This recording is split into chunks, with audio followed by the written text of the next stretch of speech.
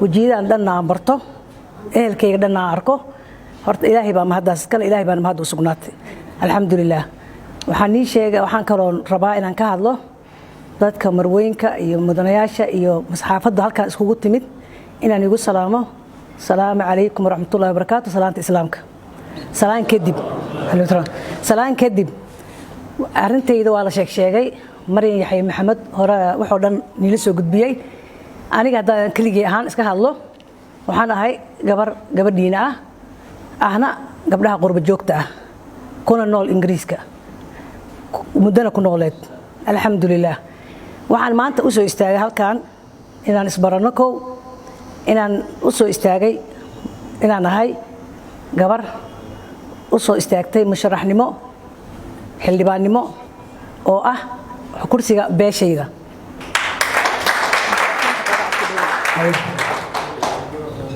waxaan ahay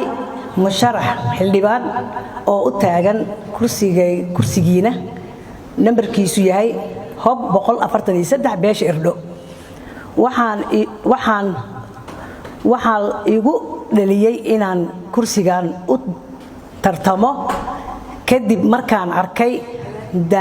dayaca iyo qabad la'aanta ka jirta deegaankayga oo moodid inay iska iloobeen musharaxiintaad horay u doorateen waxaan ahay hooyana mar walba uga dareen badan tahay aabbaha xagga qoyska iyo deegaanka inta badan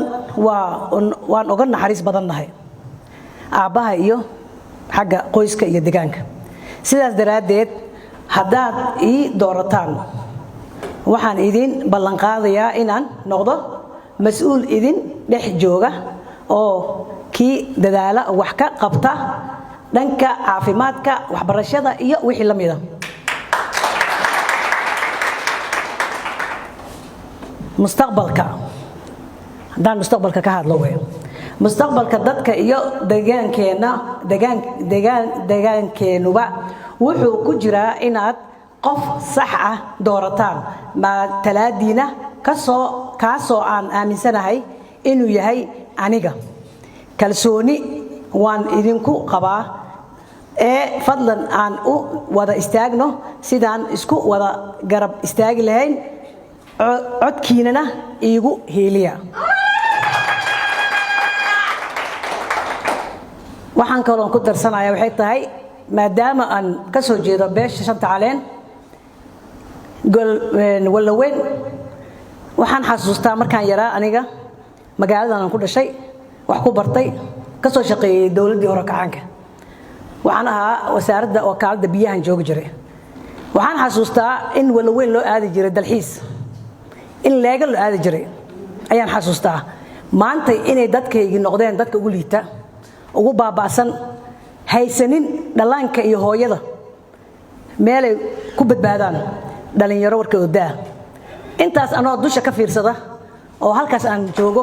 waxa igu soo dhaliyay waa mid aan dareen aniga ahaan isoo galay iyo dadkayga u soo dareemay waan u soo bareeray anigu xoolo kama soo doonin maalna kama soo doonin magaca xildhibaannimada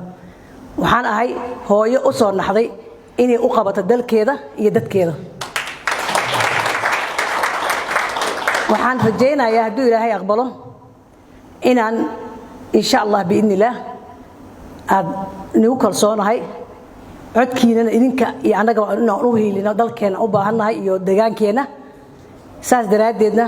inaad ii hiilisaan isku hiilisaan aan ka baxno dhibaatada maantana haysato dadkeena dhulkoodii la soo rarayo oo halkan ku soo qaxayo dhulkiina la qaadanayo marka saas daraaddeed waxaan jeclaan lahaa hadduu ilaahay ii aqbalo inay igu duceysaan kursigiinana u dhiibataan qofka ilaahay siiyo ilaahay baa wax bixiya deeqana la baa bixiya kursigana ilaahay baa bixiya waxaan ku faraxsanahay inaan haddaan helo aad ugu farxi doontaan wax badanna aan keeni doono internationalkana meeshaan rabo intaan ii tago aan waxa rabtaan iga keeni karo oo waxaan ku rabaa kursigan inuu ii noqdo kursigan waxaan rabaa inuu ii noqdo mid cibaado ah ma rabo inuu ii noqdo midka lagu danaysta midkaan ka aragnay Soomaaliya oo dhan guud anaga kaliya ma aha Soomaaliya oo dhan guud inta dhibka qabta inta dhibaataysan waa maatada hooyada iyo dhalaanka dhalinyarada dhibaatada haysata shaqo la'aanta haysata wax walba haysata waxaan ka imaaday dal aan ku noolaa ilaa 35 sano aan intuu dagaalka jiro ka horan baxay intaas oo dhan waxaan soo arkay nidaam sharci awalna waxaan ku koray dawlad sharci nidaam wadanka nidaam ka jiran ka tagay waxaan soo bartay nidaam ka sii sareeya oo ah modelka hadda lagu nool yahay oo ah modelka sareeya marka waxaan iga codsanayaa in idinkan isku hiilisaan kursigeena u hiilino ay noqoto had wuxuu ilaahay baa bixiyo deeqa ilaahay baana bixiyo kursiga idinka ayay nigu xiran tahay inaad dadkiina badbaadisaan idinka ayay nigu xiran tahay inaad badbaadisaan ilmihiina idinka ayay nigu xiran tahay inaad wadankiina aad dib u badbaadisaan waxaan u maleeyaa walla weyn waa meesha ugu badan oo siisinta ka soo baxdo adduunka internationalkana siisinta ugu qaalisan daawooyinka lagu daro wax walba lagu sameeyo waa meesha ugu baahida badan maxaa keenay waxaa keenay dadkeeda keenay sababtoo ah dadkeeda waxay noqdeen inay maqlaan money lacag wax ma tarto isbartanti waxa mustaqbalka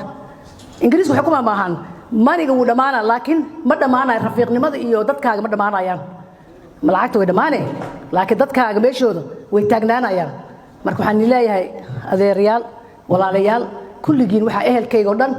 meel kasta joogan kuwa daafeed joogana fartiina si gaarsiinaya oo xaga joogan in ayagana si maqlaan inay isku hiiliyaan isku hiilino midna aan noqono ani shanta caleen waxaan rabaa inaan mideeyo ma rabo inaan maalin walba isku diro waxaan marar qaarkood waxaan arkaa laba dhab isku dhow oo jilbe oo isdilayaan Soomaaliya ka dhaxaysa taas Soomaali inaan u dhaxeynaa Soomaali waa isku mid meel kasta problemku waa yaala marka hadaan nahay qoyskeena aan nahay irdho shanta caleen kulligeen waxaan rabnaa inaan unit noqono kursiga musharaxiinta hadda u taagan oo dhan welcome aan leeyahay soo dhaweynayaa inaan isku imaano waan ka dalbaday waxaan iri isku imaana hal maalin aan sameysano anigu waxaan ka imid meel oo nadiif ah oo waxaan ka imid dadka musharaxiinta istaagaan sida laag America loo istaago sida Europe oo kale halkaan istaago asagana inta istaago oo tartanno codkayga haddaan ku helo kursiga igu taageero asagana aan ku taageero marka waxaan dhihi lahaa musharaxiinta maqanna oo walaalaheena aan soo garab istaagno kii ilaahay siiyo ha qaato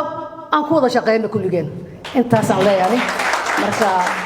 aad baan waxaan ugu faraxsanahay maantay inta ii timid iyo inta maqanba inta kulligood ku faraxsanahay aad baan u mahadsan yihiin anigana waxaan jeclahay insha Allah biidnillah ilaahay subhanahu wa ta'ala inuu kursigan haddaan helo igaga dhigo midkan ku cibaadeysto idinkana wax fiican ugu qabto midkii aan ku fidnoobana inuu ilaahay igaga dhigin inay igu duceysaan aamin ya rabbi insha Allah biidnillah waana mahadsantihiin aad baan ni mahad celinayaa hadalkayga haduu dheeraaday waxa ahaay qiiro ah inaan wax qabto qiiradaas ay haysa ma baahi ma keenin wax laan ima keenin ma sha Allah ani cid aan noo ka dhashay waqtiyin